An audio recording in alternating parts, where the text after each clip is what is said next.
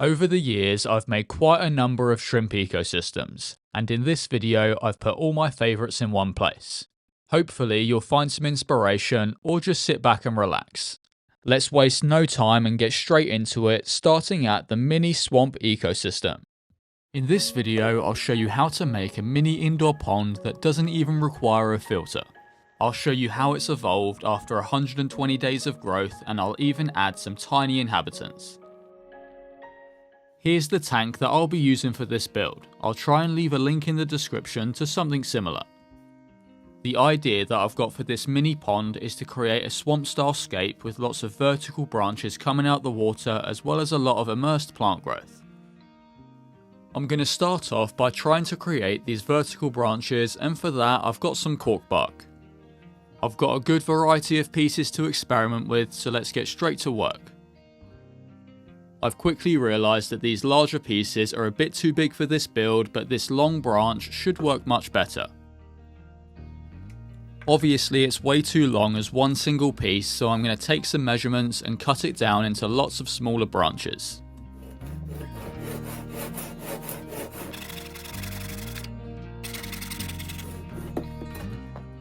I think that fits the scale much better, so I'm going to go ahead and cut the rest of the branch down. Now that I've cut that single branch down into lots of smaller pieces, it's time to start creating the hardscape.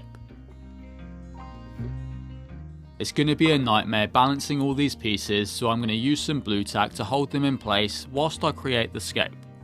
This makes it much easier to try multiple different hardscapes until I find something that I'm happy with.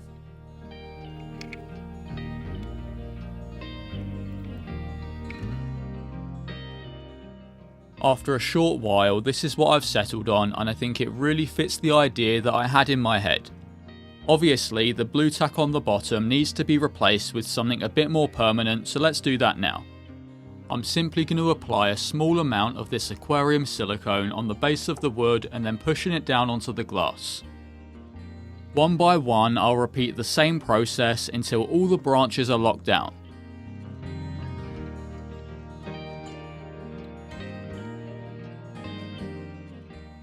The silicone is now fully dried and all the branches are nice and sturdy, so I can now start thinking about the plants. I want to have plants growing from under and out of the water on the left and right side of the scape, with little to no plants in the centre. In order for them to grow healthy and strong, they're going to need a source of nutrients. This here is some garden compost, and it's going to act as the primary source of nutrients for the plants. I'm pouring in a thin layer on the left and right side of the scape, which is where the majority of the planting is going to take place. Left as it is, the nutrients from the compost are going to leach out into the water and cause massive algae problems. The simple and easy solution to this is to simply cap off the compost with some sand. I'm starting with a fine layer in the middle, and then I'll add a couple centimetres on either side. As it is, the sand looks a bit plain and boring, so let's fix that. Here I've got some fine gravel, some pea gravel and some larger pea gravel. A mix of all three of these as well as the sand should help bring a nice natural look to the scape.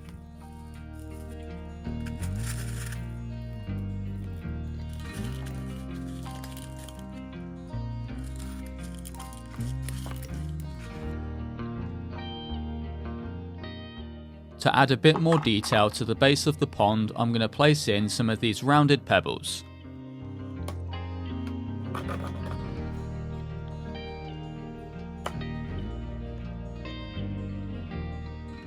I'm really happy with how it's coming along so far, and the vision inside my head is definitely taking shape.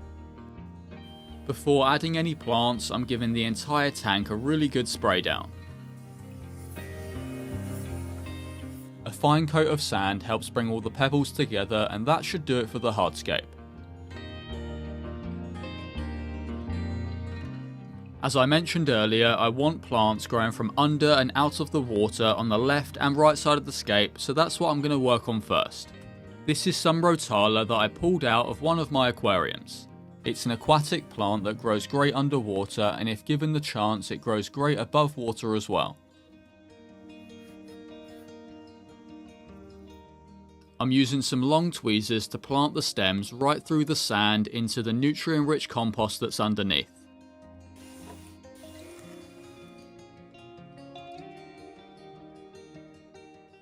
As these are aquatic plants, they're prone to drying out, so a light spray down every now and then is essential. This next plant to go in will stay under the water, but it's going to slowly creep and spread throughout the scape.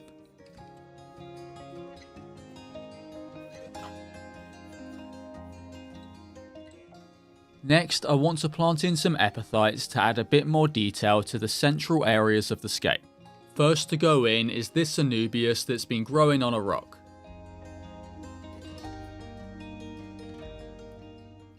Next I'll add some small Bucephalandra.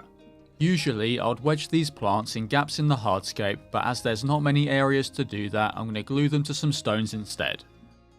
This doesn't damage the plant so long as you don't use a whole load of glue. As these are epiphytes, they don't require the nutrients in the compost to grow, and they simply thrive by pulling nutrients from the water column. Next, I'll plant in a few of these Bulbitis ferns. To plant them inside, I'll once again use the super glue to attach them to the cork branches. At this point, you might be wondering how this mini pond is going to work without a filter. The answer to that is actually relatively simple. The plants inside will act as the natural filtration and pull harmful nutrients from the water and use them to grow. Not only does this work really well, but it also results in a very low maintenance setup that almost just takes care of itself. This small piece of paper towel will help disperse the water and stop it from disrupting the scape or uprooting the plants. As for the water that I'm using, it's just regular tap water that I've dechlorinated. With the tank filled up, I love how it looks, but I do think that it's missing one essential element. A mix of floating plants is really going to help bring a swampy look to this mini indoor pond. All that's left to do now is to let the plants grow in and establish before adding some tiny creatures.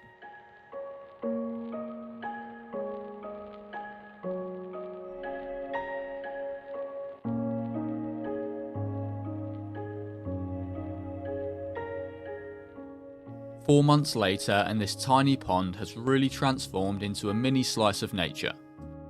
Over that time, I've made a couple additions, including this Hygrophila and Pelia glauca on the left and right side of the scape. The Rotala seemed to struggle to grow up and out of the water like I hoped it would, but these are a good replacement. By far, the biggest addition to this ecosystem takes place under the water. About a month ago, I introduced a small group of these red cherry shrimp. They really have been thriving and do a great job at cleaning up any algae that grows inside. It really is relaxing to sit back and watch them go about their day. They're not the only inhabitants, however, as there's a good number of these tiny snails which work hard to keep the glass nice and clean. As for maintenance, I do a water change every month or so and trim the plants when they get a bit too invasive in the foreground. Other than that, it's pretty much maintenance free. I'd love to hear in the comments if you've ever made a no-filter ecosystem like this one before and if it was successful. If you enjoyed this video, be sure to subscribe as I've got plenty more cool builds coming in the near future. As always, thank you for watching. In this video, I'll show you how to make a shrimp ecosystem inside a glass jar. It's super easy to care for, making it perfect for beginners, and it doesn't even need a filter. Now let's get straight into the build, it's going to be a good one. For the lighting, I'm using this LED display light which has a nice wooden base at the bottom. It's relatively low powered, making it perfect for a low tech and low maintenance setup like this one. The glass jar is roughly 5 litres, which is just over 1 US gallon. I've already attached a foam mat to the bottom to ensure that it sits nice and level. I want to keep this setup really low budget with materials that are super easy to source. This here is some garden topsoil. This will go right at the base of the ecosystem and will be the source of nutrients for all the plants inside. You really don't need too much, especially in a small setup like this one. I'll put a list of all the materials and plants used in this build in the description below along with some links. All I'm doing now is using my hand to flatten it out and make a nice even layer. It really doesn't look like much is in there, but this would be more than enough. I'm now going to completely soak it in water so there'll be no air bubbles trapped down in the substrate. This layer needs to be capped off, otherwise the nutrients will leach out into the water column, which will certainly cause algae issues. To do this, all I'm using is some fine aquarium gravel.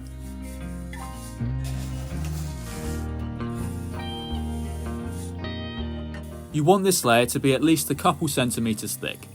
I've run out of gravel, but some coarse sand is going to work just as well. I'm sloping up the gravel towards the back, as this will help create a nice sense of depth inside the jar. Now it's time for the hardscape. I've got this nice piece of driftwood which I think has the potential to look good inside this setup.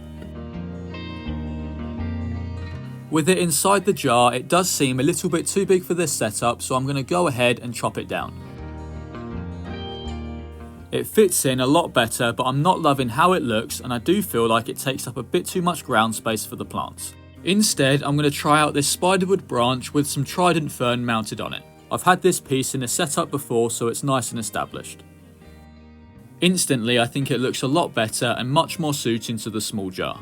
To give it a bit more height and stability inside the setup, I'm going to attach a rock to the base. This will also ensure that it won't float up once the jar is filled with water. I'll attach the rock to the wood using the superglue and tissue method. Don't worry, this method is 100% shrimp safe. Now the glue's dry, I can place the wood back inside the jar and press the rock down into the gravel to make it nice and stable. I've done the same with another piece of spiderwood which will branch out to the right side of the scape. I love the simplicity of this scape and the fact that there's so much ground space for plants, as that's essential in a no-filter ecosystem like this one. I think the foreground of the scape will look nicer with some decorative gravel. This gravel is in no way essential to the scape, but I really like how it looks and think it'll add some nice detail to the foreground.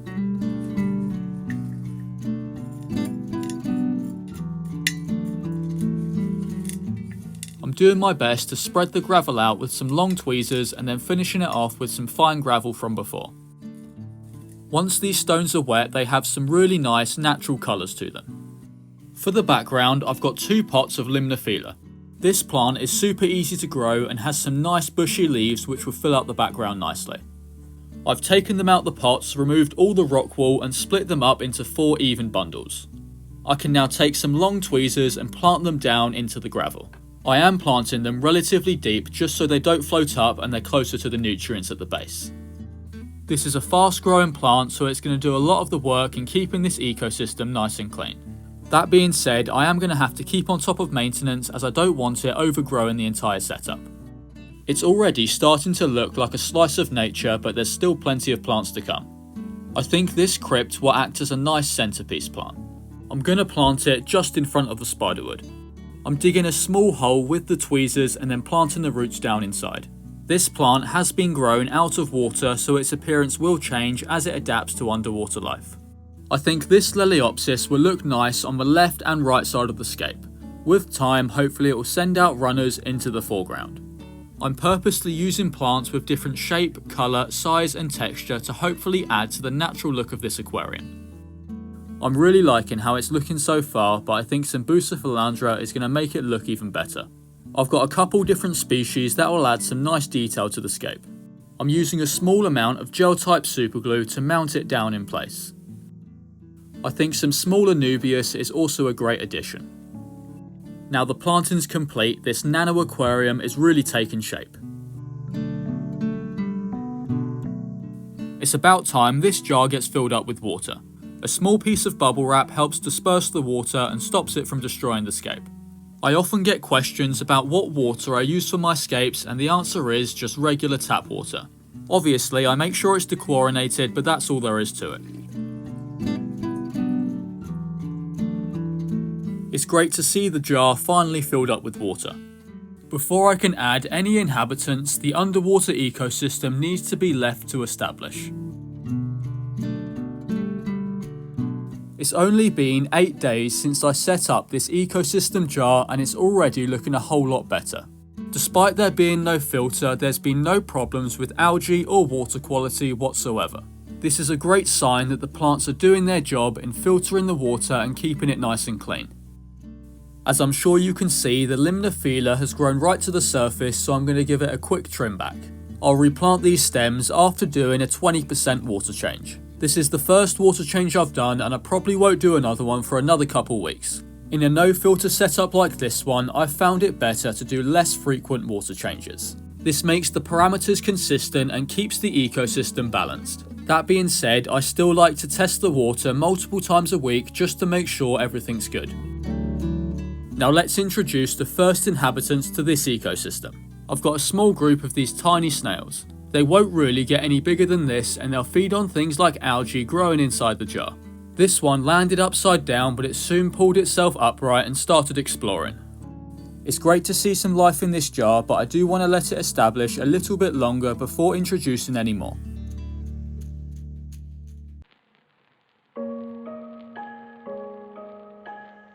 The ecosystem jar is now 50 days old, and I'm glad to say that it's thriving. I've done 3 water changes in that time, and the jar has been receiving 10 hours of light a day.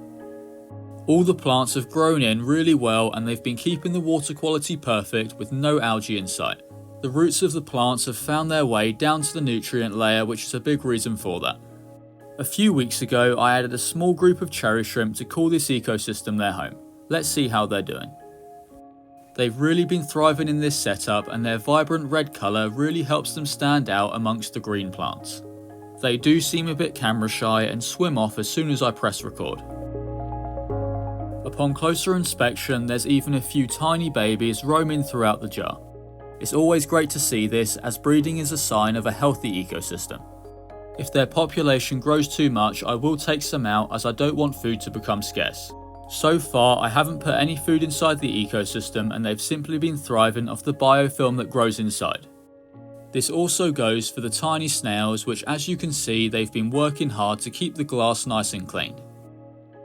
If you're interested in seeing detailed updates on my ecosystems, be sure to check out my weekly newsletter, Wednesday Updates. It also contains behind the scenes look at upcoming projects, and best of all, it's completely free. I'll put a link in the description so you can check it out.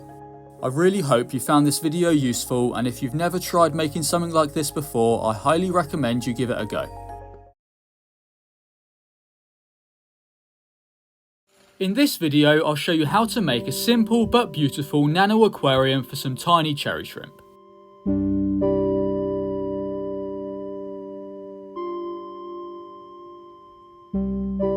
I'm going to use this Nano 20cm cube aquarium. It's made from opti-white glass, and it's already got a self-leveling mat on the bottom.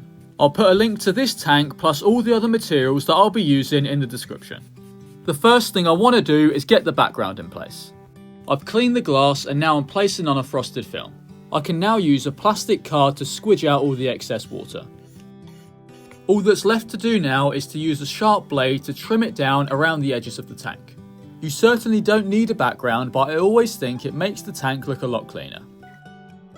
As for the lighting for this tank, I've got this relatively low powered LED light. Now let's start building the ecosystem. Before pouring in the substrate, I'm going to place in this mesh bag of crushed lava rock. This will not only provide a place for beneficial bacteria, but it'll also mean I don't need to use as much substrate. As for the substrate, I'm going to use some Tropica aqua soil. In a small tank like this one, a 3 litre bag will be more than enough.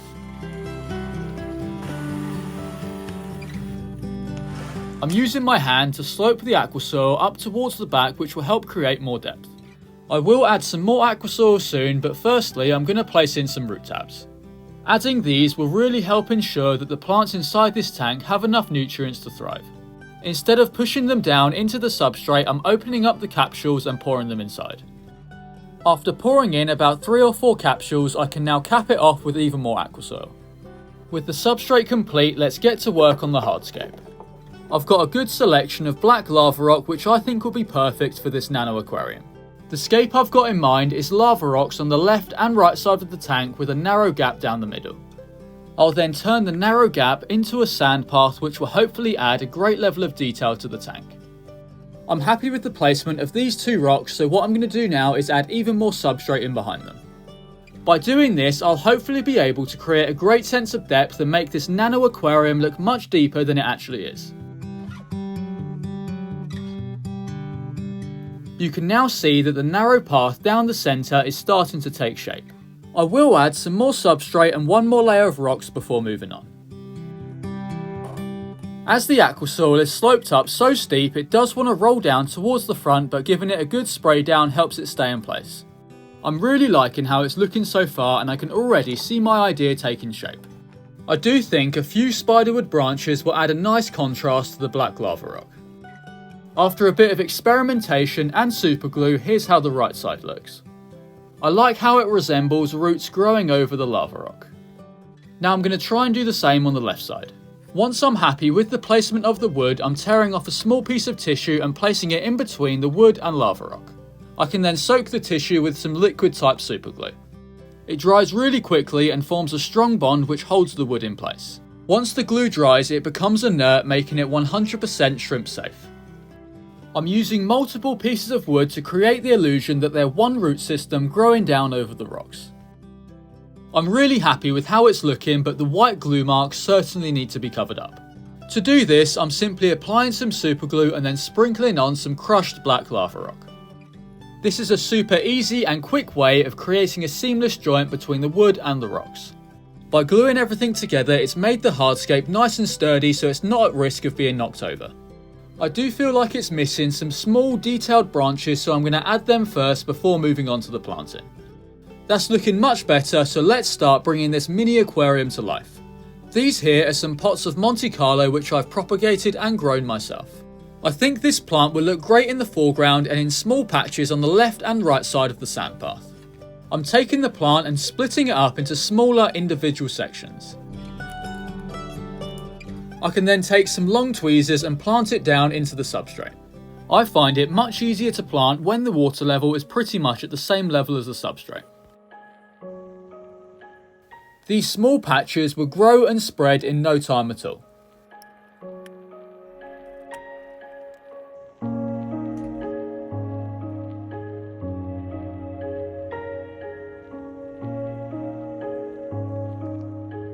Next up, I want to add a really nice pop of colour on the left and right side of the scape.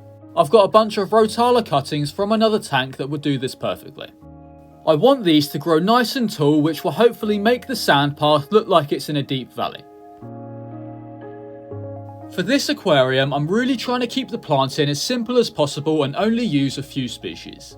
Don't get me wrong, tanks with loads of different plant species look amazing, but I certainly think there's a place for more simple setups like this one. The last plant I'm adding is a few patches of Bucephalandra. I'm able to wedge the majority of them in gaps between the hardscape, but I am using a small amount of superglue to attach a piece up on this lava rock. Now the planting's complete, I'm giving the tank a light spray down before pouring in the sand down the centre. I'm starting at the top and gradually making my way down to the front. To make an effective sand path, there's one very important thing that you need to do. You need to make sure that it's the widest at the front, with it gradually getting narrower and narrower as it makes its way to the back of the tank.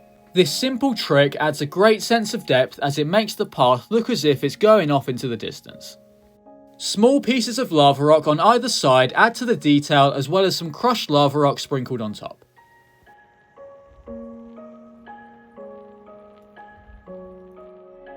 I absolutely love the depth that the path brings to the tank, and I'm really happy with how the hardscape's turned out. Now let's move on and install the filter. I'm going to use this small hang-on back filter, and I want it to sit in this back corner. The intake, however, is way too long, so I am going to need to make a few customizations. I'm starting by cutting off this small bottom piece, which will allow me to attach the intake back on after cutting down the tube. Now I'm placing the filter on the tank and measuring out where I need to cut off.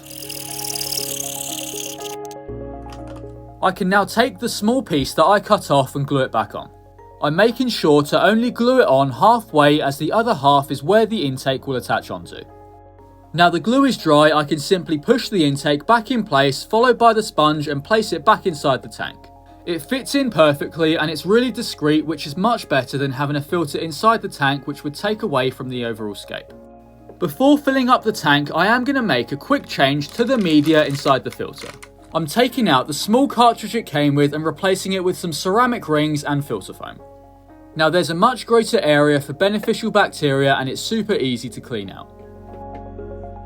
Now I'm going to quickly install the CO2 system. If you haven't got access to CO2, don't worry, as all the plants inside this setup will still grow great without it.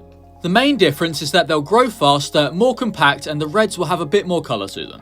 I've already got a CO2 system which is super easy to set up in my tanks, so that's why I'm using it. Now it's finally time to fill the tank up with water. A small piece of paper towel ensures that the water doesn't destroy the scape. All I use for my setups is dechlorinated tap water. All that's left to do is to turn the filter on and let the tank grow in and establish before introducing the shrimp.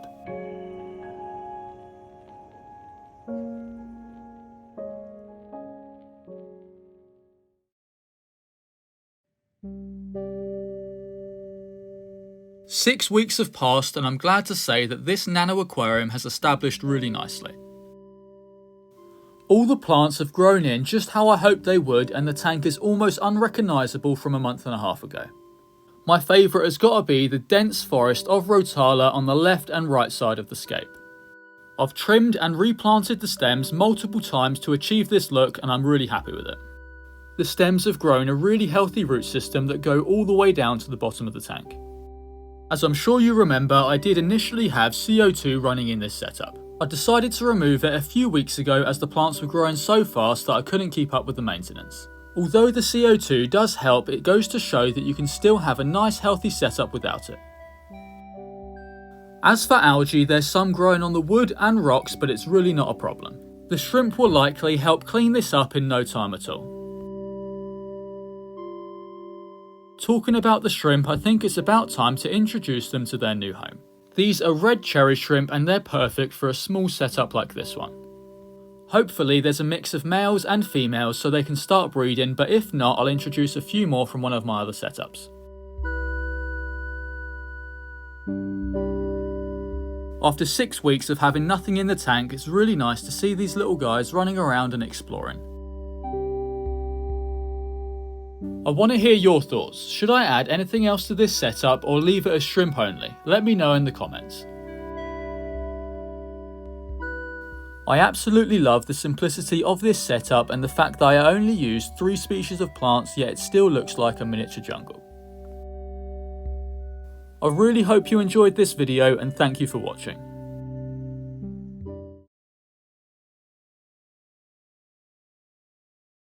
This here is a 2-gallon glass jar and I'm going to use it to create an ecosystem for cherry shrimp.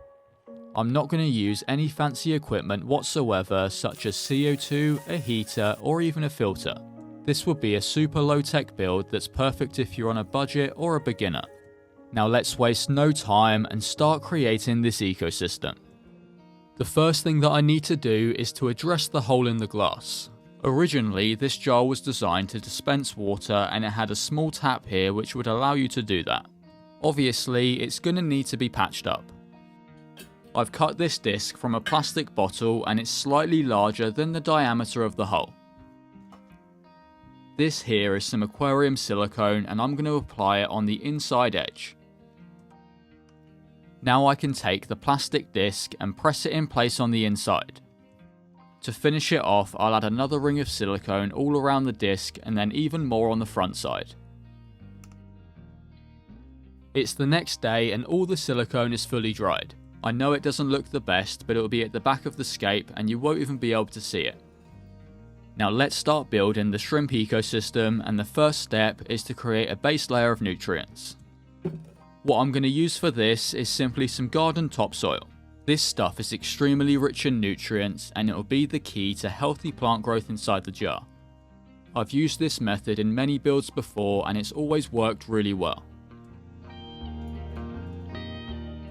You really don't need a thick layer and just a centimetre or 2 will work great. As the topsoil is so high in nutrients, it can't be left open like this, so I'm going to cap it off with some gravel. If I did leave it open, the nutrients would leach out into the water and cause some serious algae problems. This coarse gravel should work nicely.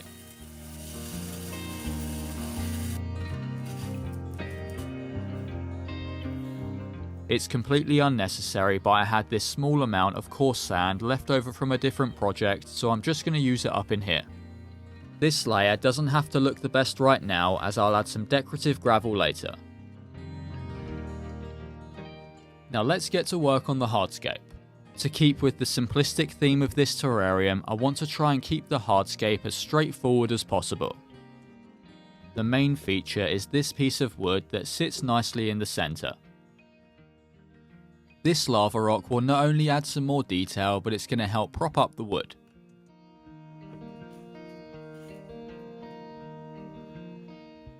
This is about as simple as hardscapes get, but despite that fact, I really like how it looks. Left as it is, the wood is almost definitely going to float up to the surface as soon as I fill the jar up with water. To stop this from happening, I'm going to attach the wood to the rock to hold it down. I'm wedging some tissue in the contact points and then soaking it with some liquid type superglue. This method is easy, strong, and best of all, it's shrimp safe. Before planting, I'm giving everything a really good spray down, which will help keep the plants hydrated. The first plant that I'm going to add is this crypt. I've carefully split it into two sections, and I think this plant will look best in the mid-ground on either side of the scape. As these plants are quite large, forcing them into the gravel can be quite difficult and potentially damaging. Instead, I find it much easier to dig a hole with the tweezers or my finger and then simply plant the crypt inside.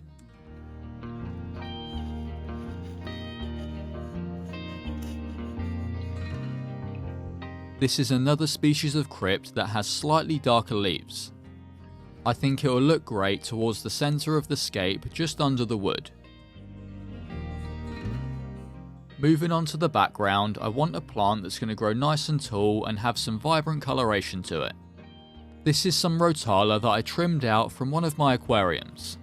Oftentimes you'll hear that this species requires CO2 in order for it to grow successfully, but I've found that's simply not the case. It will grow faster and more vibrant with the addition of CO2, but that doesn't mean it won't thrive in a low-tech setup like this one. Now the background's planted, I want to add a few more plants for details. I'm going to wedge this Anubias into this gap that's in the wood. This plant is an epiphyte, so it doesn't need to be planted into the substrate, and it will simply pull its nutrients from the water column. Now there's not many more places where I can wedge in these epiphytic plants, so I'm going to take a different approach and attach them to some rocks instead. To attach the plants to the rocks, I'm using some gel type superglue. It doesn't hurt the plants so long as you don't absolutely cover their roots, and as I mentioned earlier, it is shrimp safe. Now these can easily be placed anywhere throughout the scape.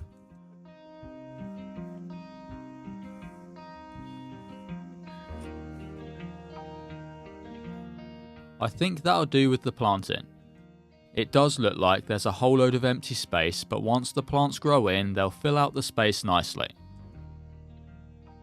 As I briefly mentioned at the start, I want to add some decorative gravel in the foreground.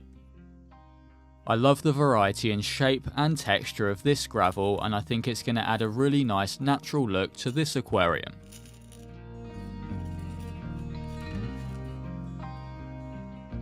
I don't know about you, but I think it looks so much better with this layer of gravel on top.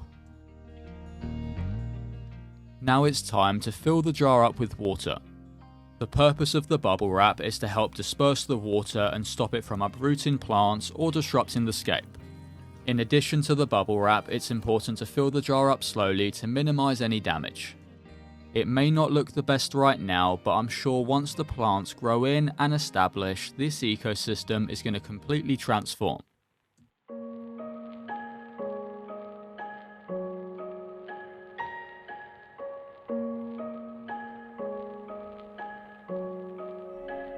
Two months have passed, and as I'm sure you can see, this jar aquarium has changed a whole lot.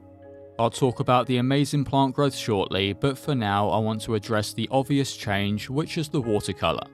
The tea-like discoloration is due to the wood leaching tannins into the water. The species of wood I used is known for doing this, and although I didn't really like how it looked at the start, it's really been growing on me. To me, it adds to the natural look and truly makes you feel like you're looking into a slice of nature. As for the plants, they kind of speak for themselves. The stems of Rotala have almost made their way all the way to the surface, and they're getting more and more vibrant as they do so. The crypts have also been doing great, and all of them have a bunch of new growth. Before adding the shrimp and fast forward into day 100, I want to talk a little bit about the maintenance. There was a slight algae problem in the first couple weeks, but with the help of water changes, it seemed to sort itself out. As of the past month, I've been doing a water change every week or so, but I plan to taper this back to once every 2 to 3 weeks. Now that this ecosystem is starting to establish, doing large, unnecessary water changes is just going to cause unbalance. As for lighting, this aquarium has been sitting on a rack under an LED light where it receives 12 hours of light a day. This schedule seems to be working really well, so I'm not going to change anything whatsoever.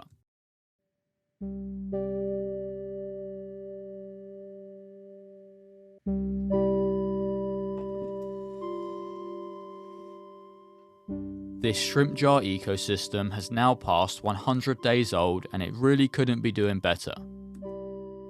The addition of these beautiful, vibrant cherry shrimp have really brought the scape to life. It's so relaxing to sit back and watch these tiny creatures go about their day.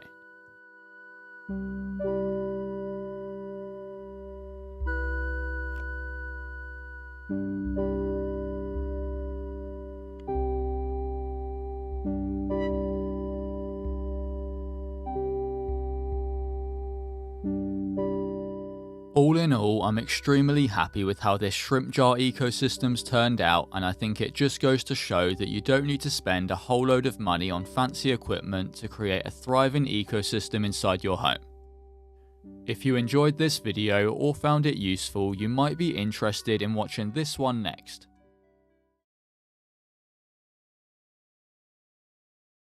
In this video, I'll show you how to make a no-filter underwater ecosystem for some stunning cherry shrimp. I'll take you through the entire build process and even show you how it looks after 130 days of growth.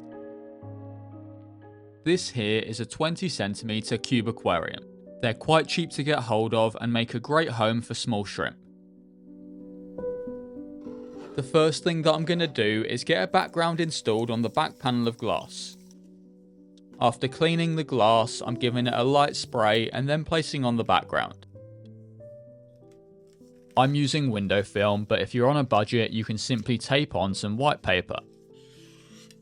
After squidging out all the water and trimming off the excess, the background is done, so let's move on to the lighting. I'm going to place on this small LED light. This tank will be sitting on a rack under an LED strip light, so this light is just for the purpose of the build, although it would work great for this size tank. With the boring steps complete, let's start creating this shrimp ecosystem. The first layer to go in is the nutrient layer. This is some regular garden compost and it's absolutely packed with nutrients.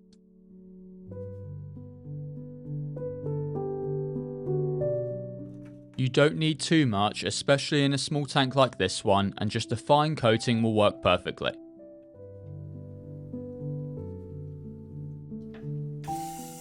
Next, I'm giving it a good spray down with water and then capping it off with some sand. It's really important to cover up the nutrient layer because if you don't, the nutrients will leach out into the water column and cause some serious algae issues.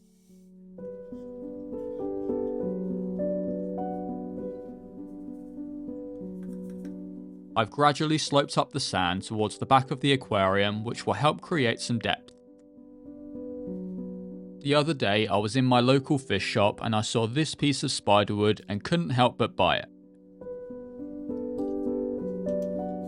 This is one of those rare occasions where the hardscape is pretty much complete right away.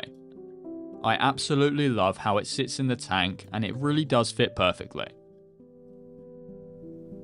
One thing that I do need to add is a few of these black lava rocks. Although these will add some detail, their main function is to keep the wood down and to stop it from floating up once the tank's filled up with water. I've managed to wedge this one right in the spiderwood, and then I'll add a few more in the front. As with any hardscape, it's all about personal preference. The main thing is that you come up with something that you like and that you think looks good. At the end of the day, it's your tank, so that's all that really matters.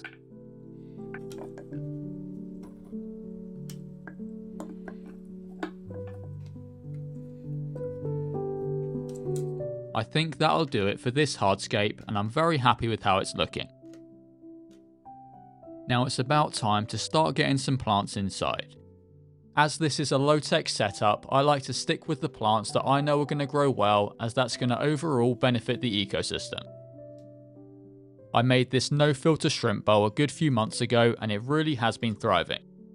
To save on some money, I'm going to take some cuttings from here that I can use inside my new setup. As you can see, it can certainly use a slight trim back. The plant that I'm after is this pearlweed that's growing in the background.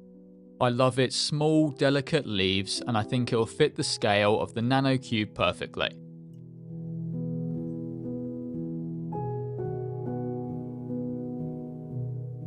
Before planting, I'm going to spray the tank with water to get the sand fully saturated. I find it easier to plant in sand that's nice and damp instead of it being dry.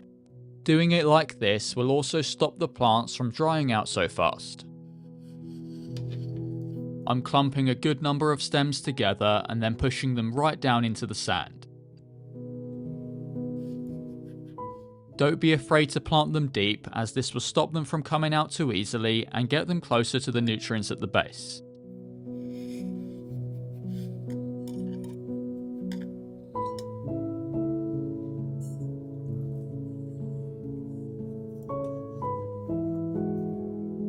With some time, these stems should grow nice and tall to fill out the background. Now let's move on to the foreground, as it's looking really quite empty. I want this area to be fully carpeted, and I think there's no better choice than some hairgrass. I've removed them from their pots and given them a good wash. Now I'm tearing them into lots of smaller chunks, ready to be planted. I was planning on planting both pots, but this here is just one pot's worth, which I think will be enough for this small tank. If you wanted to, you can split them down even further, and one pot will carpet a much larger area than you might think. In this case, the tank is really quite small, so I'm planting them nice and dense.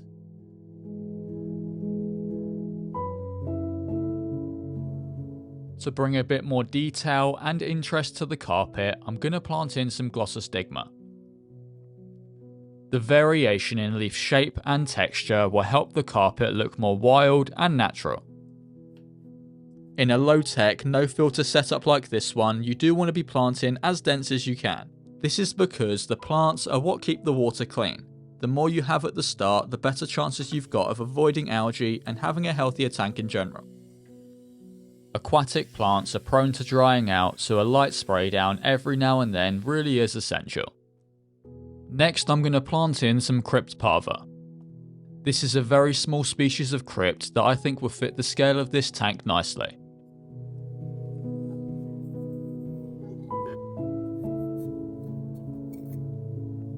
Next, I want to plant in some epiphytes.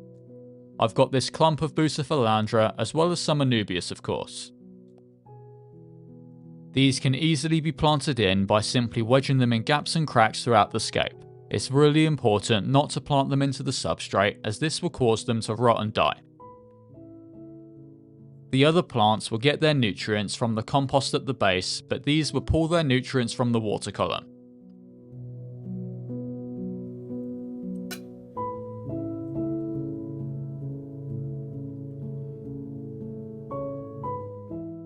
That's the planting complete, and I don't know about you, but I think it's looking great. Now it's time to get the tank filled up with water. This paper towel will help disperse the water and stop it from disrupting the sand or uprooting the plants. With that being said, you've still got to be cautious and fill it up very slowly. I think this nano cube is looking amazing right now, and I think it'll only look better and better as it grows in. But unfortunately, things don't always go to plan. Here we are 1 month later, and the tank is not really looking how I hoped it would. There is new growth from a lot of the plants, but with that said, there's a lot of algae as well as some plants that simply haven't made it. Although the Anubias is covered in algae, it is doing well, but it's a shame the same can't be said about the Bucephalandra. The majority has melted away, and I'm not sure it's going to be able to bounce back. Despite this tank looking like a toxic wasteland, this is normal and expected in a new setup. If you look carefully on the glass, you can see that the tank is filled with detritus worms. These worms are completely normal and healthy, but their numbers inside this tank are a bit excessive. The reason for their high population is a mix of decaying organic matter as well as this just being a new tank that's trying to find its balance. One thing this tank is certainly in need of is a bit of maintenance. To start off, I'm going to try and remove as much algae as I can from the glass as well as the wood and even the plants. I've found that the most useful tool for this is a toothbrush. Next, I'm going to trim back some of the glossostigma in the foreground as it's starting to grow a bit tall and leggy. After cutting them back, I'm replanting each and every stem back down into the foreground. By doing this, you'll achieve a denser, more filled in look in a quicker time frame.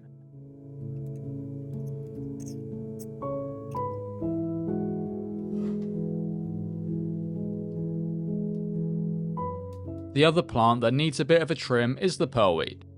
It's almost reaching the top of the water, so I'm going to give them a trim and then replant the stems. To finish off the maintenance, I'm going to do a quick water change. I'm draining roughly 30% and then I'm going to fill it up with some fresh clean water. At the moment, I'm doing a water change every 3 or 4 days, but with time I'll stretch that out to once a month or so. As soon as this tank finds its balance, it will be time to add the shrimp, so let's leave it for another few weeks.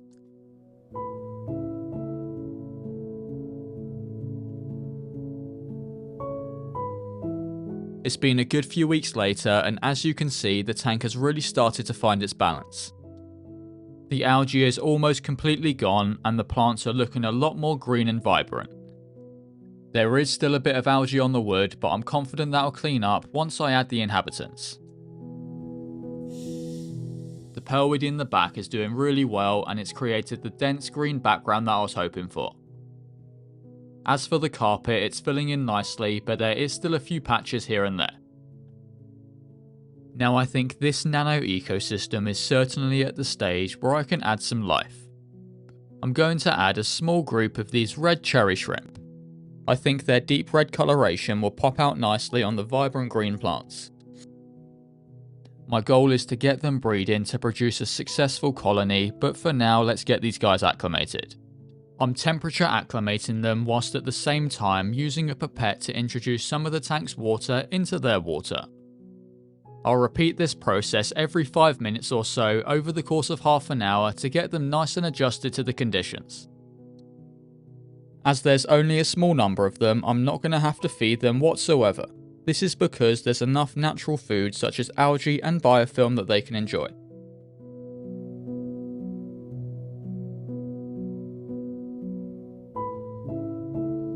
Since the last update, I've moved house and created my very own ecosystem room.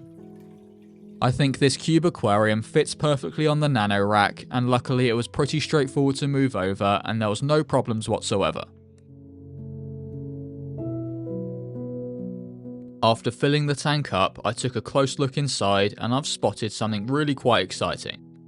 There's not one, but 2 shrimp carrying tons of tiny eggs. This is so exciting to see, as it truly means they're thriving inside this ecosystem. All I've got to do now is sit back and wait for them to hatch.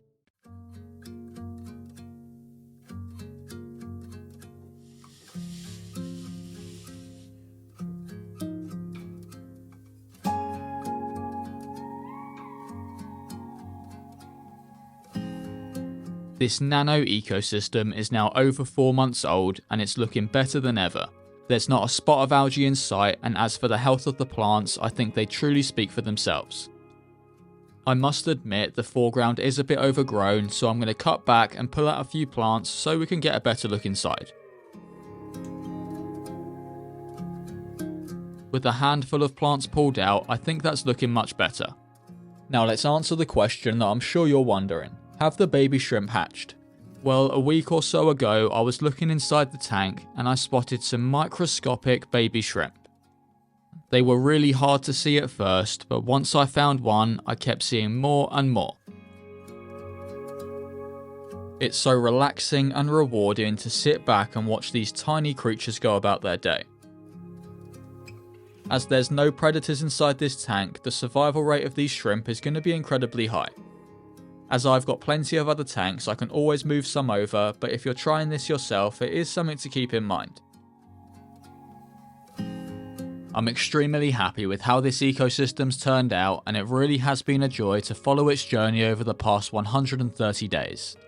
I really hope you found this video useful and maybe even decide to try making something like this yourself. If you enjoyed this video, why not check out this one next, where I show you how to make a shallow pond aquarium fully from scratch.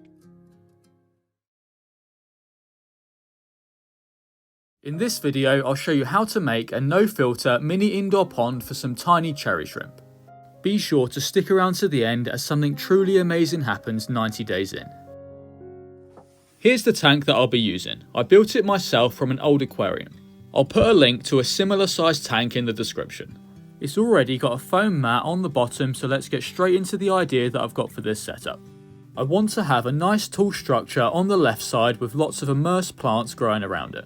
This will leave a really good water volume for the shrimp, which I think they'll appreciate. To build the hardscape, I've got a selection of driftwood and cereal stones. I think the contrast between these two has the potential of creating a really nice natural looking scape. As always, I leave a good amount of time to experiment with multiple different layouts and structures until I find something I'm happy with. In this case, it didn't take too long, and I really like how these two pieces come together to look like the base of a tree. To make things a whole lot easier, I'm going to lock these two pieces together. This is super easy to do by wedging some tissue between the contact points and then soaking it in some liquid type superglue. It dries really quickly and forms a strong bond that is completely safe for the shrimp. I always like to add a couple more contact points just to make sure that they don't come apart in the future. Now this piece is really solid, I can place it in the tank and move on with the hardscape. I'm not pushing it all the way towards the back as I do want some substrate and plants to go behind it. Now I can take the stones and start placing them inside. Same as the wood, it's a case of trial and error and finding out which stones fit and look good together. I need to try and arrange them to create a retaining wall which will stop the substrate that will sit behind the driftwood from rolling down into the water. Here's what I've come up with so far. I'm really liking how it's looking, but it's getting hard to build anymore as I keep on knocking everything over. Same as I did with the wood, I'm going to lock everything down in place with the superglue and tissue method. This will not only make building the scape much easier, but it'll also mean when doing maintenance in the future, I haven't got to worry about completely destroying the hardscape. Here's the hardscape all locked together, and it's even strong enough to be taken out as one entire piece. I think it looks great inside the tank, and there's still plenty of room in behind the driftwood for the immersed plants. Now I'm going to take some fine filter floss and plug the holes throughout the retaining wall. It is important to do this because if you don't, the substrate will leak through these holes onto the sand and it certainly won't look too good. You might be thinking that the white filter wall is a bit of an eyesore, but you won't be able to see it by the end as it's super easy to hide with moss and plants. With all the holes plugged in, I can now move on and start making the pond look much more natural. I'm starting with a layer of fine sand. A paintbrush comes in handy to spread the sand out throughout the scape. I think this small piece of cereal stone looks good as an island in the middle of the sand. To make the transition from the sand up to the hardscape look more natural, I'm going to add some of these small stones. I'm not overthinking their placement too much, but as a good rule of thumb, there should be more around the base of the rocks, with there being less and less as it goes out into the open sand. To tie everything together, I've got some fine gravel which I'll sprinkle on top.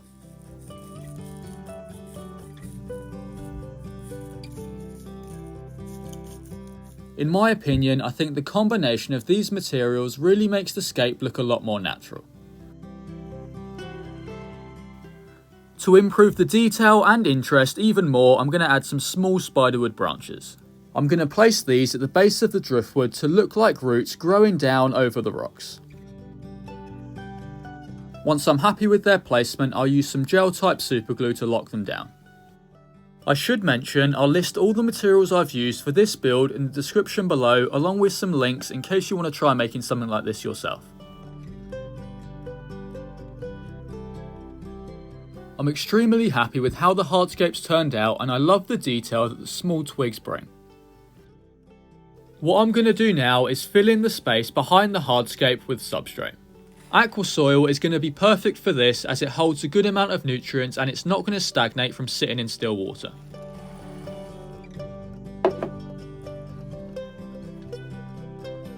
Before adding any plants, I'm giving the entire scape a good spray down. To kick off the planting, I've got some Anubias and Bucephalandra. I'm preparing them by taking them out the pots and removing all the rock wool before planting. You can plant them as they are, but I like to split them up into a few different sections. As these plants are epiphytes, all I'm going to do to plant them is wedge them in gaps and cracks throughout the scape. They grow great both under and above the water, so I'm planting them accordingly.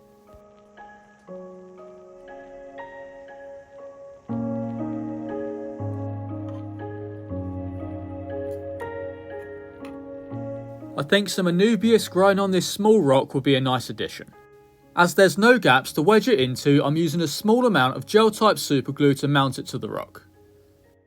Even with just a few plants in, I'm loving how this mini pond has sprung to life and is starting to take shape.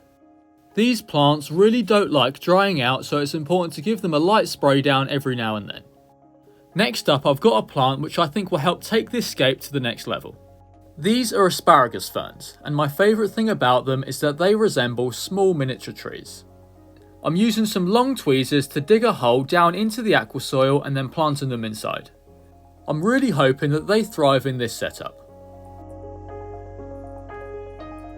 Next, I want to plant some hydrocotyle to grow right at the water's edge. I'm hoping this will fill out some space and have some nice dense growth. As this is a no filter setup, I'll be relying on the plants to clean the water and act as the filter. This here is some Alternanthera mini. Under good lighting, it has some really nice vibrant red leaves. It is an aquatic plant, but I have grown it great inside terrariums. I'm not sure how it's going to do in this setup, as I'm going to try and grow it in the open air. It might die off due to lack of humidity, but I'd say it's worth a try. Now the planting's complete, I'm absolutely loving how this mini indoor pond is looking. I think it's about time I fill it up with water. I've placed in some bubble wrap to help disperse the water and stop it from disrupting the scape. All I'm using for this setup is some dechlorinated tap water. This certainly wouldn't be a mini pond without some floating plants. I'm placing in a few different species to add some nice detail and contrast to the surface of the water. Their fast growth will also help balance the pond's mini ecosystem.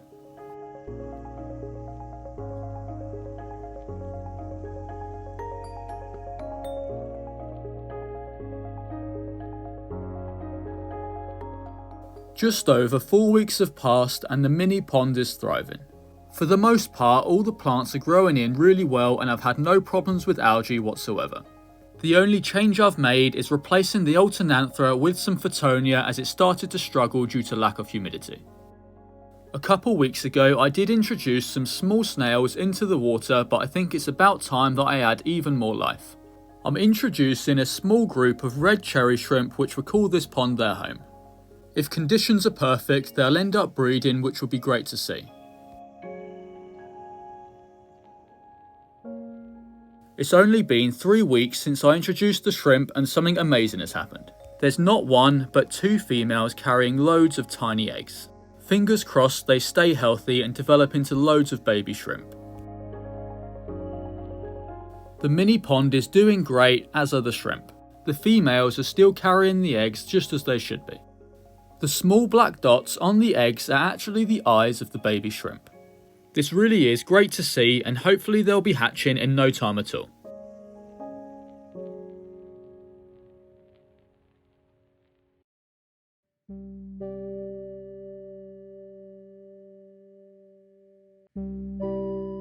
Here we are 3 months later after setting up this mini pond ecosystem. It's been an absolute joy to watch it grow and evolve over the past 90 days. Before taking a look inside the water, let's talk about some of the plants. The floating plants have got to be one of the highlights for me. I think the variety and species really adds to the natural look of the tank. The hydrocotyle is doing exceptionally well, and it's even sent some runners over the glass on the outside of the pond. I love how they look, so I certainly won't be cutting them back.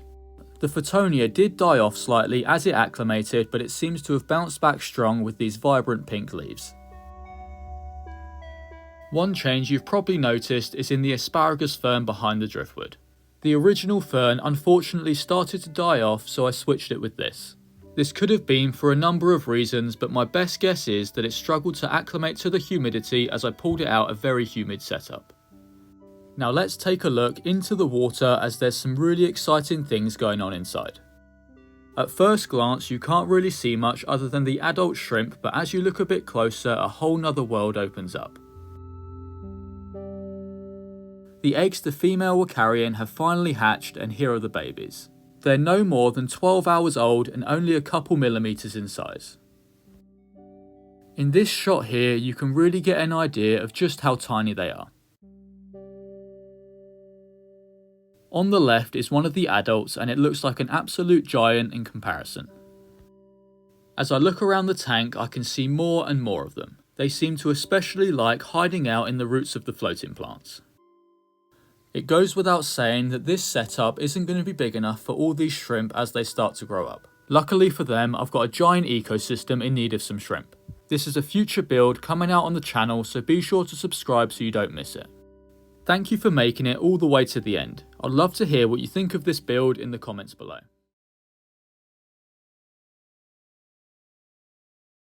In this video I'll show you how to make a no filter bowl aquarium for cherry shrimp, and I'll even show you how it looks after 50 days of growth. Let's waste no time and get straight into the build. I'm going to use this 8-litre glass bowl, and the first step is to create a base layer of nutrients at the bottom. This here is some regular garden compost, and it's going to work great for this. I've used this stuff in a few underwater ecosystems before, and the plants absolutely love it. You really don't need to add too much, as it's very high in nutrients and a thin layer will work perfectly. This method is a much cheaper alternative to using something like aquasoil, and to be honest I actually think it works better. Before capping it off with gravel, I'm going to spray it with water to ensure that there's no air bubbles trapped at the bottom. This is a mix of fine gravel, and I'm going to use it to cap off the nutrient layer. There's a variety in size, texture and colour, and I think they look quite natural. Capping off the compost will keep the nutrients from getting into the water column. It's really important that I do this, because if I left the compost open it would leach nutrients into the water and lead to some serious algae problems. I've poured in about 1 inch, which will work well, but I am going to add a bit more to the back to build up some more height.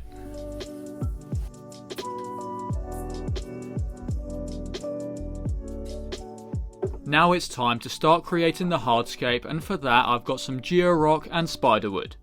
The rock has got some really nice detail to it, and I think that in combination with the dark contrast of the spiderwood will look really good. I've got a good selection of pieces, so I'm trying out multiple different layouts until I find something that I'm happy with. After a bit of trial and error I've settled on this rock placement. It's certainly nothing crazy, but I think it serves as a good foundation for the spiderwood. I'm trying to keep this hardscape relatively simple and doing my best to leave as much ground space as I can for the plants. This is even more important in a setup like this one, as it's not going to have a filter, so I'll be solely relying on the plants to keep the water clean and healthy. I like how this spiderwood looks, so I'm going to lock it in place with some gel type superglue. If I don't do this, it will float up to the surface as soon as I fill the bowl up with water. Despite the hardscape being relatively simple, I do really like how it looks and it is budget friendly. Before I can start planting, I'm going to give the gravel a really good spray down to get it nice and saturated. To start off the planting, I've got this pearlweed that I'm going to plant in the background of the scape. I'll be honest, I bought this online and it's really not looking too healthy, so fingers crossed it bounces back. I guess that's the downside to buying plants online, as you can't pick out the healthiest looking ones like you can in a shop.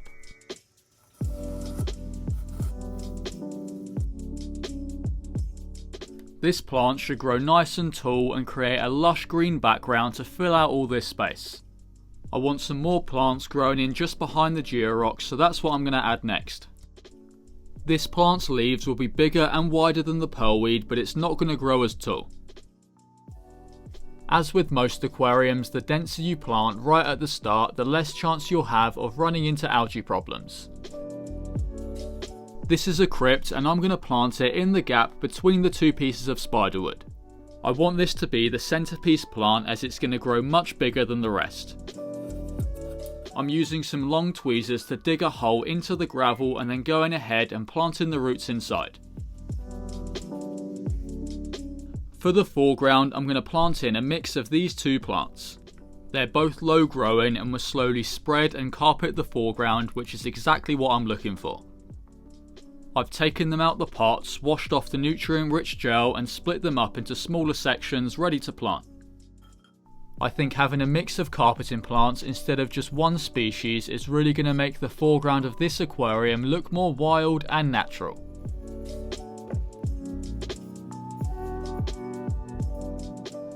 I'm liking how it's looking so far, but there's still a few more plants to go in that will add some nice detail. After giving the bowl a light spray down to keep the plants from drying out, I'm going to plant in a couple different species of Bucephalandra. To plant them, I'm simply wedging them in the gaps between the rock and spiderwood. These are slow growing plants that will pull nutrients from the water column to grow. That's the planting complete, and although the bowl does look relatively empty, I'm confident that the plants are going to grow in nicely and fill out the space. Now it's time to get the bowl filled up with water. A small piece of paper towel helps disperse the water and stops it from disrupting the sand too much. As for the water that I'm using, it's just regular tap water that I've dechlorinated. With the bowl filled up, I'm really liking how it looks, but one thing's for sure, it's only going to get better and better as the plants grow in and establish.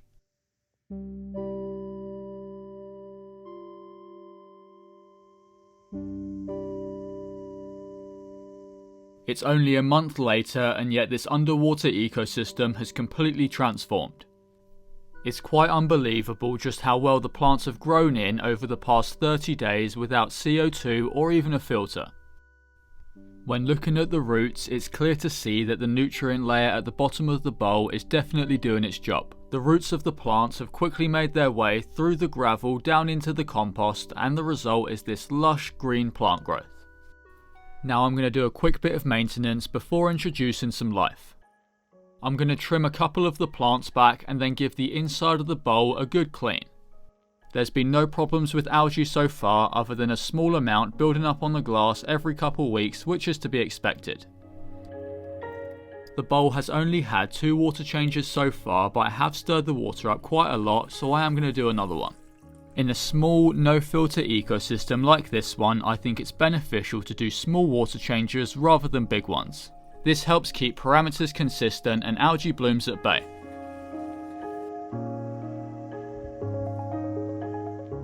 Now let's introduce the first bit of life that will call this bowl aquarium home. Here I've got 6 tiny aquatic snails. They'll help keep the aquarium clean by eating algae. A lot of people worry about these kind of snails overpopulating the water, but that's never been a problem for me. If you've got a ton of algae and decaying plants, then you might run into problems, but if not, I wouldn't worry. Now it's about time to introduce the creatures that this underwater ecosystem was made for. I've got 5 of these beautiful cherry shrimp, and I think they're the perfect inhabitants for this small bowl aquarium. After about 45 minutes acclimating, I'm going to release them inside and then let them settle in for a couple weeks. This no-filter bowl ecosystem is now over 50 days old and things really couldn't be better. The plants in the foreground are slowly carpeting the space just as I hoped they would, and the pearlweed in the background is actually doing really well, which is a surprise considering how it looked when I planted it. It's still got a bit of growing to do, but it definitely bounced back strong. As for the cherry shrimp, they've been thriving and it's great to see their vibrant red colours pop out amongst the green plants. They haven't started breeding yet, but I'm confident in the coming weeks we're going to have some tiny baby cherry shrimp exploring the bowl. The snails have been working hard to keep the glass free of algae, and to my surprise they do move really quite fast. This bowl aquarium was an absolute joy to make and it's been super easy to care for, which is always a positive. I would love to hear your thoughts on this build in the comments below, and as always, thank you for watching.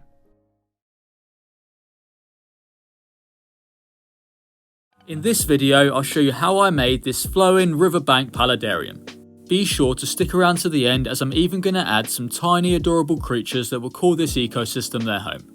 Now let's get straight into the build. Here's the tank that I'll be using. I made it myself from an old aquarium, but I'll put a link in the description for something similar. I really like the dimensions and I think I've got the perfect scape in mind for it. What I've got in mind is creating a slice of a riverbank with lots of round pebbles, moss and plants. I've went out and collected all these pebbles myself and I've soaked them in some boiling water to ensure that I'm not introducing any pests. I deliberately picked out a variety in sizes which are all similar in colour, which will hopefully come together to create a natural looking scape. I'm placing in some foam to protect the glass and more evenly distribute the weight of the stones. Now I'm going to start experimenting with multiple different hardscape layouts until I find something that I'm happy with. It took some time and a good few tries, but the hardscape layout is starting to come together. As I mentioned earlier, I'm trying to recreate the bank of a river, so I want the stones to slowly taper up as they go towards the back. At the moment they're only balancing, so I'm going to lock them together with the superglue and tissue method. By locking the rocks together, it makes creating and maintaining the paludarium much easier, as you haven't got to worry about them falling over. All I'm doing is wedging some tissue between the contact points and then soaking it in superglue. It dries in no time and forms a strong bond which is 100% safe. I've locked everything down into place and I'm really liking how the scape is looking so far. There are a few places where you can see the white tissue and glue, which certainly doesn't look the best. I'm going to cover these up before moving on. I've applied some superglue on the area that I want to cover up, and now I'm going to pour on some sand. I can then brush off the excess sand and the result is a much more seamless joint between the stones. I've repeated the same process for all the other joints and I think it looks a lot better. I'm trimming back the foam just to make sure that it doesn't show through the cosmetic sand. One thing that I don't really like about the scape at the moment is that I can see straight through the back panel of glass, as well as light coming through all the gaps between the stones. I think the paludarium would be framed much better if you couldn't see through this back panel. I've got some acrylic paint which I'm going to use to paint the glass black. An easier way of blacking out the glass is simply cutting and taping on a black piece of paper. I didn't have any to hand, so this was the next best thing. With the background done, I really like how it makes the rest of the hardscape pop out. This is some fine gravel and I'm going to pour it over the hardscape to fill in any large gaps between the stones. I can now take some small pebbles and add a few more details throughout the scape. I think it's about time for some decorative gravel throughout the foreground. I'm going to use this gravel from Denelay as I like the variety in colour and the rounded shapes of the pebbles. It is a bit dirty, so I'm going to give it a rinse before pouring it in. Now the gravel's clean, you can see the colours that I was talking about.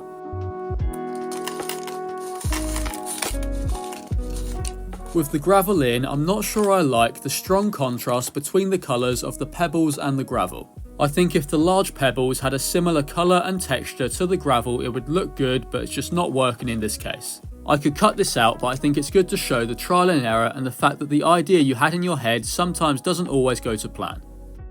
Now all the gravel's been removed, I'm going to pour in some fine sand. I'm then going to sprinkle on some fine gravel followed by some pea gravel. I'm mainly trying to pour in the pea gravel around the large stones as this is where they'll naturally build up in nature. I'll finish off the foreground with some larger pebbles and a light dusting of sand. In my opinion, I think this second attempt looks a lot more natural and fits the scape much better. I'd love to know what you think and if you prefer the first or second attempt at making the riverbed. Let me know in the comments. Something I haven't really done before and I want to try with this scape is using an oversized piece of hardscape to really make the tank pop. I've got this cool piece of spiderwood and I'm going to try and place it in as if it's a tree branch that has got stuck flowing down the river. After a short while of experimentation, I'm liking how it looks here. I'm really liking the spiderwood and I think it takes the paludarium beyond just an ecosystem inside a glass box. There's definitely circumstances where oversized hardscape doesn't work, but in my opinion this isn't one of them. At the moment it's only being held up by a wooden skewer, so I'm going to use some super glue and tissue to secure it in place. Now that it's nice and sturdy, I'm going to add a few more spiderwood branches. I'm going to place them in to look as if they're part of the original piece of spiderwood. This does take a bit of trial and error and sorting through different pieces, but I'd say it's worth it for the end result. Now the hardscape's complete, I'm really happy with how it's turned out, so let's move on with the build. I should have done this at the start, but I'm going to add a self-leveling mat to the bottom. I've also attached it to a piece of wood that I've painted black that will act as a nice stand.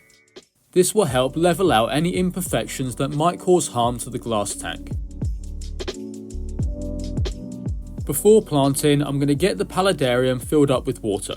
A small piece of paper towel helps disperse the water and stops it from disrupting the sand. The first plants I'm going to add is some Anubias and Bucephalandra. I'll plant these above and below the water by wedging them in gaps and cracks between the pebbles. As this is an open paludarium, these plants might struggle growing outside of the water in the open air. I'm still going to give it a go and hopefully they acclimate well to the conditions. This here is some cushion moss and I'm going to plant it behind some of the pebbles towards the back of the scape. I really think this will help create the feeling of a natural riverbank. I'm tearing it up into smaller chunks and then pushing it down in place. This is a slow growing species of moss that forms these dense cushions, which is where it gets its name from. Obviously, this moss isn't going to grow if it dries out, so the way I'll keep it hydrated is by ensuring that the long stem of the moss is in contact with the water. This will allow it to wick up water and carry it all the way to the top of the moss and ensure that it keeps on growing healthy and strong. I absolutely love how the paludarium's looking with the moss inside, and it really is starting to turn into a slice of nature. Next I want to add this stunning peperomia. I've removed all the soil and cleaned it off so it's down to its bare roots. I think it will look good right here just underneath the spiderwood. There's nothing to wedge it into, so I'm going to have to lock it in place a different way. I'm going to use some gel type super glue to attach it to one of the pebbles. This doesn't damage the plant, but try not to use too much. You might be wondering how it will get nutrients, and the simple answer is that it will pull the nutrients straight from the water. I'm liking how it looks, but I think the scape can do with a bit more colour. These Phottonias should solve that problem. I'm planting them down into the cushion moss. This will keep the roots damp and they'll soon find their way down into the water. With the majority of the planting done, I'm going to fill the paludarium back up with water. I think some Christmas moss growing in and out of the water will add some nice detail to the scape. I'm making sure to place it in areas where it can wick up water and stay hydrated. I've spent some time off camera creating these small mossy rocks that I can place in the water. It's super easy, but let me quickly show you how to make one. All you need is some moss, some thread and a small rock. I'm going to start by tying a knot around the rock and then covering it in moss. All I'm doing next is wrapping the thread around the moss to lock it down. I can then tie off the thread, cut off the excess, and that's all there is to it. These can now easily be placed inside the paludarium and moved around if I wanted to. An alternative to the thread is simply gluing the moss to the rocks, but it will leave some white marks which doesn't look too good. Now this would work as a no filter setup, but I think I can take this paludarium to the next level by having flowing water just like a real river. I could simply install a pump on one side of the scape, but I don't think it will look too good, so here's what I've come up with instead. I've built this mini canister filter along with some micro intake and output pipes. I made these by heating and bending a small piece of acrylic tubing. After attaching the input and output pipes, I'm placing on some small suction cups that will hold the lily pipes onto the side of the tank. I can now prime the mini filter by filling it up with some water. As you can see, I've added some small filter sponge that will help keep the water nice and clean. Now let's turn it on and see how it runs. There was a bit of noise at first as it got rid of the bubbles, but after about 5 minutes it was pretty much silent. It flows really nicely and I don't think it's too strong for this small scape, which is great.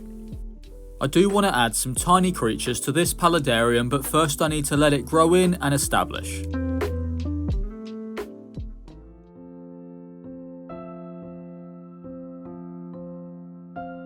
It's well over 2 months later and I'm glad to say that this nano paludarium is thriving. Before introducing the tiny creatures, let me take you over a couple of the changes and additions. The first big change you might have noticed is the micro canister filter.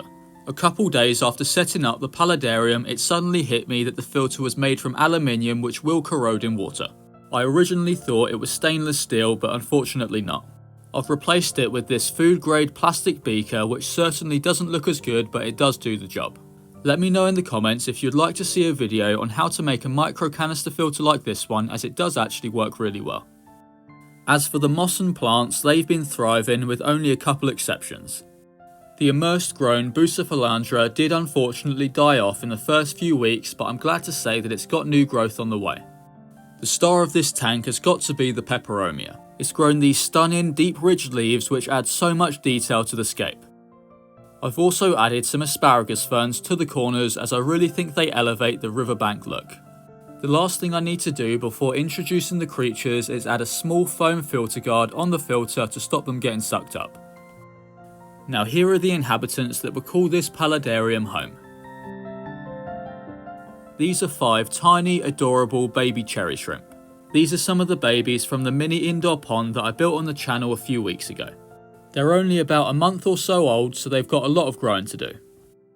I'm going to float them inside to temperature acclimate them, as well as add some of the water every few minutes just to get them nicely adjusted.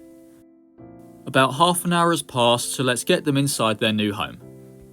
Now they're inside, you really get a sense of just how tiny they are. I likely won't keep them in here forever, and it will serve more as a grow out tank for them. Due to their small size, I was worried they'll struggle with the flow of the filter, but they're not bothered at all. Either way, there's plenty of hiding spaces round the back and between the stones where they can go to take some shelter. I'm really happy with how this Riverbank paludarium's turned out, and I know it's only going to look better and better as it continues to grow in.